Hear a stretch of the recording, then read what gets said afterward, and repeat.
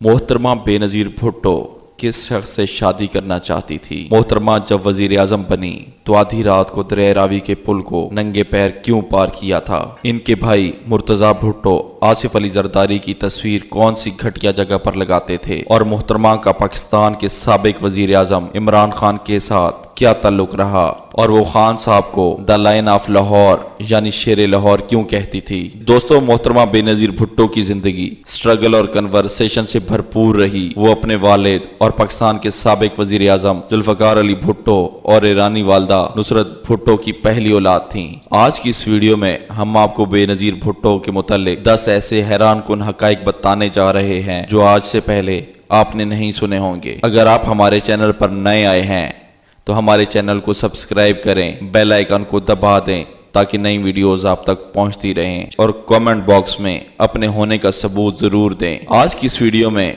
बेनज़ीर भुट्टो के बारे में चौंका देने वाले हकाइक आपके सामने रखने वाला हूं। जब बेनज़ीर भुट्टो पैदा हुई तो आम पाकिस्तानी बच्चों के बरक्स इनका रंग पिंक रंग का था, इसलिए इनके वालिद इनको प्यार से पिंकी पुकारना शुरू कर दिया था। फैक्ट नंबर 1, दोस्तों, मुस्लिम दुनिया और पाकिस्तान की पहली खातून वजीर आजम मोहतरमा बेनज़ीर भुट्टो 21 जून 1953 को कराची शहर में पैदा हुई और इनका ताल्लुक एक सियासी और जागीरदार घराने से था। इनके वालिद जुल्फ़िकार अली भुट्टो का ताल्लुक सूबा सिंध से था, जबकि वालदा नुसरत भुट्टो ईरान के शहर अस्फहान की एक शिया खानदान से ताल्लुक रखती थीं। जब वो पैदा हुई तो इनका नाम बेनज़ीर रखा गया, जिसका मतलब बेमिसाल। ये अपने वालिदैन की पहली औलाद थीं और पैदाइश के वक्त इनका रंग पिंक रंग का था, जिसकी वजह से इनके वालिद इनको प्यार से पिंकी कहकर पुकारते थे। लेकिन आपको ये बात जानकर हैरत का एक झटका लगेगा कि इनको बचपन में सिंधी या उर्दू ज़बान की बजाय अंग्रेजी सिखाई गई थी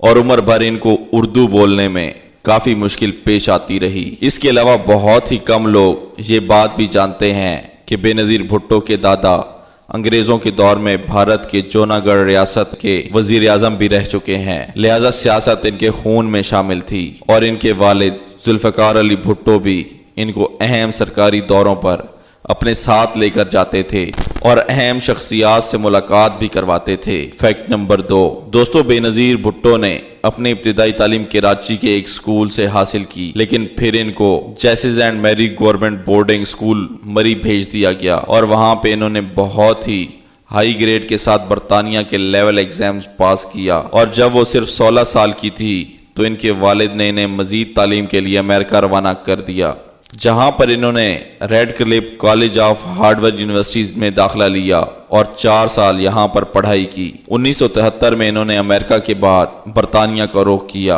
और लंदन की मशहूर यूनिवर्सिटी ऑक्सफोर्ड की लेडी मार्केट हॉल से पॉलिटिक्स, फिलासफी और इकोनॉमिक्स के सब्जेक्ट में डिग्री हासिल की। और आपको ये बात जानकर मजीद हैरत होगी कि इसी यूनिवर्सिटी में इन्हीं के सब्जेक्ट्स में पाकिस्तान के कप्तान और वजीर आजम इमरान खान भी पढ़ रहे थे और क्रिकेट इसी दौर में खेलते थे। मोहतरमा बेनज़ीर भुट्टो और इमरान खान बहुत ही अच्छे दोस्त थे और बेनज़ीर खान साहब की जहानत, काबिलियत से इस कदर मुतासिर थी कि इनको लायन ऑफ लाहौर कह के पुकारती थी। जब खान साहब ने सियासत में कदम रखा तो इन दोनों के दरमियान इज्जत व एहतराम का रिश्ता हमेशा बरकरार रहा और आज तक इनके किरदार के बारे में खान साहब ने कोई गलत और ना ही बेनज़ीर ने कभी इमरान खान के किरदार कशी की। फैक्ट नंबर 3, दोस्तों, ये बात बहुत ही कम लोग जानते हैं कि मोहतरमा बेनज़ीर भुट्टो सियासत में कदम रखने से पहले कुछ अरसा लंदन में एक मैगजीन में एक मामूली सी नौकरी भी करती थी। ये इस वक्त तक जारी रही जब तक इनको पाकिस्तान वापस नहीं बुला लिया गया।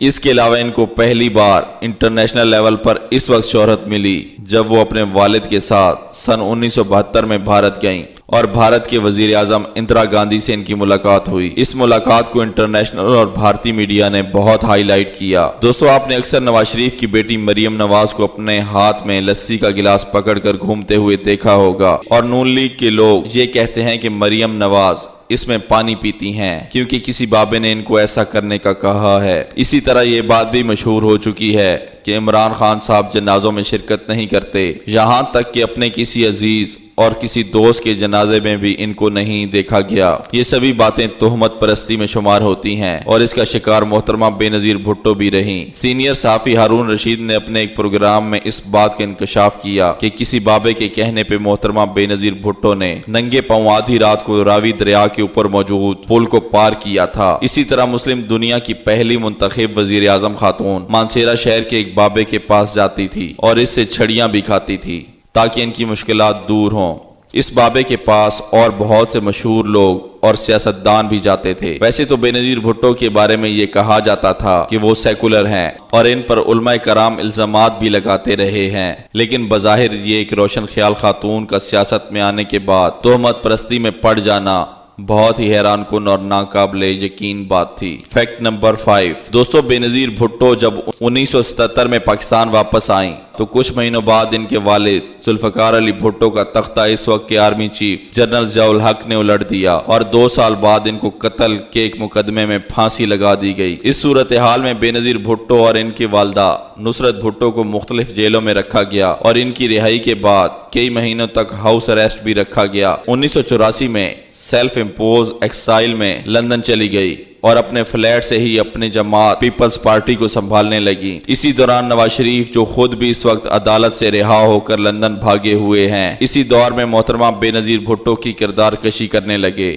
اور ان کو ان میرڈ سٹیٹس کی وجہ سے طرح طرح کی باتیں ان کے بارے میں مشہور کروانے لگے۔ یہ صورتحال دیکھ کر ان کی والدہ نصرت بھٹو نے ان کی شادی کا فیصلہ کیا۔ جو پہلا رشتہ آیا وہ ایک بیوروکریٹ شجاع شاہ کا تھا، لیکن جنرل ضیاء کے خوف سے شجاع شاہ نے شادی سے انکار کر دیا۔ خود محترمہ بے نظیر بھٹو کے بارے میں یہ بات کہی جاتی ہے کہ وہ پنجاب کے ایک سیاسی گھرانے سے تعلق رکھنے والے فیصل صالح حیات کو پسند کرتی تھی اور ان سے شادی کرنا چاہتی تھی۔ ان کی والدہ نے ایسا نہ ہونے دیا اور کہا کہ شادی سندھ کے کسی سیاسی گھرانے میں ہی ہوگی۔ اس کے بعد آصف علی زرداری کے والد حاکم علی زرداری نے اس موقع سے فائدہ اٹھانے کا فیصلہ کیا اور نصرت بھٹو کے ایک انتہائی قریب عزیز سے اپنے بیٹے کی شادی کی بات کی اور بالآخر 1988 کو الیکشن سے پہلے ہی بے نظیر اور آصف علی زرداری آپس میں شادی کر چکے تھے۔ فیکٹ نمبر 6 دوستو، اس شادی نے محترمہ بے نظیر کی سیاسی طور پر بہت فائدہ پہنچایا اور اس الیکشن میں پہلے ان کی جو کردار کشی کی جاتی تھی اس میں واضح کمی ہو گئی اور یہ 1988 کے الیکشن میں جیت کر مسلم دنیا اور پاکستان کی پہلی خاتون وزیر اعظم بن کر سامنے آئیں۔ تاہم اس وقت کے صدر غلام اسحاق خان کے ساتھ ان کے تعلقات خراب ہونے لگے اور کرپشن کیسز سامنے آنے کے بعد ان کی حکومت کو 1990 میں ختم کر دی گئی اور ملک میں نئے انتخابات کرائے گئے، جس کے نتیجے میں نواز شریف پاکستان کے وزیر اعظم بن گئے۔ لیکن ان کی حکومت بھی انجام وہی ہوا اور کرپشن کیسز پر ان کو بھی نکال دیا گیا۔ 1993 میں ہونے والے الیکشن کے نتیجے میں محترمہ بے نظیر بھٹو پھر سے پاکستان کی وزیر اعظم منتخب ہوئیں، لیکن یہ وہ دور تھا جب آصف علی زرداری باقاعدہ کابینہ کا حصہ بنایا گیا اور ان کو انویسٹمنٹ منسٹر کے طور پہ رکھ لیا گیا۔ یہ دور بے نظیر بھٹو اور آصف علی زرداری کی فائنینشل کنورسیشنز اور فیملی ایشوز کا تھا اور ان کے شوہر آصف علی زرداری کو ملکی اور انٹرنیشنل لیول پر مسٹر 10% کہا جانے لگا تھا۔ ان کے بھائی مرتضیٰ بھٹو نے ان کو وزیر اعظم ماننے سے انکار کر دیا اور اپنی الگ سیاسی جماعت بنائی اور اپنی بہن کے خلاف ہی محاذ کھول لیا۔ فیکٹ نمبر 7 دوستو، بے نظیر بھٹو کے چھوٹے بھائی کئی سال پہلے فرانس میں زہر دے کر قتل کر دیا گیا تھا، جبکہ دوسرا بھائی مرتضیٰ بھٹو کراچی میں ایک پولیس مقابلے میں مارا گیا، جس کے بارے میں کہا جاتا ہے کہ وہ کئی گھنٹے تک زخمی حالت میں کراچی کی ایک سڑک پر پڑا رہا لیکن کوئی ایمبولینس نہیں آئی۔ یہ 1995 میں ہوا جب بے نظیر بھٹو کی حکومت تھی اور مرتضیٰ بھٹو کے لواحقین اس قتل کا الزام آصف علی زرداری پر لگاتے رہے ہیں۔ مرتضیٰ بھٹو اور آصف علی زرداری کی دشمنی کسی سے ڈھکی چھپی نہیں تھی اور کہا جاتا تھا کہ مرتضیٰ بھٹو نے اپنے گھر میں باتھ روم میں پیشاب کرنے والی جگہ پر آصف علی زرداری کی تصویر لگا رکھی تھی اور مہمانوں کو بلا کر خاص طور پہ اس جگہ پر بھیجا جاتا تھا۔ فیکٹ نمبر 8 دوستو، جب محترمہ بے نظیر بھٹو دوسری مرتبہ وزیر اعظم بنی تو یہ اسلام آباد میں موجود 110 ایکڑ کے مینشن میں اپنے شوہر آصف علی زرداری کے ساتھ رہتی تھی، جس کی مالیت اس دور میں $50 ملین یعنی کہ 1000 کروڑ روپے کے لگ بھگ تھی۔ اس مینشن میں پولو گراؤنڈ بھی موجود تھا जहां पोलो खेली जाती थी। पोलो में इस्तेमाल होने वाले घोड़ों के लिए एक अलग से अस्तबल भी मौजूद था, जिसमें 40 पोलो घोड़े और पुनीस हर वक्त मौजूद रहते थे, और इल्जाम लगाया गया कि इसके अलावा इनकी करप्शन में बनाई गई और बहुत सी जायदादें आज भी पूरी दुनिया में मौजूद हैं, और इनकी कुल मालियत 1.5 बिलियन डॉलर से भी ज्यादा है। Fact number 9। दोस्तों 1996 में जब बेनजीर भुट्टो की हुकूमत को करप्शन पर चलता किया गया तो 1997 के इलेक्शन में नवाज शरीफ 2/3 अक्सरियत के साथ वापस आए और मोहतरमा अपोजिशन लीडर बनी। लेकिन फिर जब परवेज मुशर्रफ ने नवाज शरीफ का